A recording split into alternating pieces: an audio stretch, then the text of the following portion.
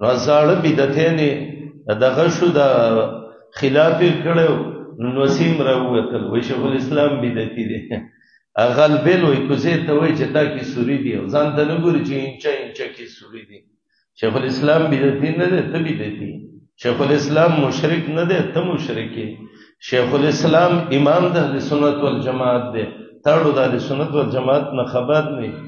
بدی شیخ الاسلام شي په دی وجه وای دا امام محمد ابن عبد الوهاب نجدی دی دم بدی شي وای رشید احمد سی وای چې د بدعتونو سخت خلاف په فتاوی رشیدیه کې لیکلي او کلک موحدو شیخ الاسلام د اسماء او صفات او عقیده مخلوق ته د انوار په شان راخکاره کړ دی وای شیخ الاسلام لار دی او شیخ الاسلام بر دی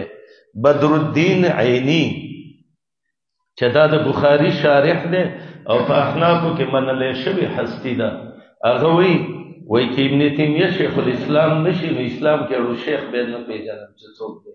دا خو شیخ الاسلام دی او دا مخکم دی بدعتونو یو کتاب لیکلو امام الزنادقه شیخ الاسلام ابن تیمیه ورسالمان دی یو طرف ته د شیخ الاسلام وای بل طرف ته د امام الزنادقه وای د تاتار فتنه چا ختمه کړ شیخ الاسلام د اعتزال او د جهم د فتنې ملا چا ماته کړ شیخ الاسلام دا کتاب یو ګوره هغه خلک چې هغه به عقل او نقل جنگو دولس جزء کې په کتاب ولیکه درء تعارض العقل والنقل ابن قیم خ شرح کړی دی دا شیخ الاسلام دی چې عقیده د اسماء او صفاتو د توحید خلقو تراویستا او شیخ الاسلام دلباری مولام نو جیل نه د شیخ الاسلام جنازه راوته دا کله د سیوبلو دا غینوم دی ابن بطا هغه بطوطا ابن بطوطا وای او ابن بطا وای زوی الرحله د ابن بطا په نوم باندې وای د مشق تلاړم یو د مالکینو مدرسه کې مې وای د جمعې ورځ وصلو او چلاړم وای شیخ الاسلام په منبر ناسو د بری پوړی نه راکوشو ویل ينزل ربي كنزولي درجه منبر نه راخته شو ویل الله د شپې خیره یې کې د صدقه کی وګوره شیخ الاسلام د مجسمهونه و دروغ جن ول دروغ وای الله بنده وسو څلیرش کې ویم شپږش کې دا تل وسو شپږش شیخ الاسلام د دمشق جیل کې پروت دی بل دا دی چې شیخ الاسلام د بادشاہ څوران دی نو چې ورانو نو څوک هغه له دغه ور کوي دا امامتي ور کوي بل شیخ الاسلام حدیث د نزول شرح کړی دی دای په کله وای د خیلی په شکل لیکلی او د مولوی په شکل لیکلی چې شیخ الاسلام د مجسمه ونه دی ولی الله له صفات ثابته دا منګم ویو و ان کان تقسیما ثبوت صفاته کدا الله د صفاتو الله له ثابتول دی باندې سره د مجسمه ونه ګرځي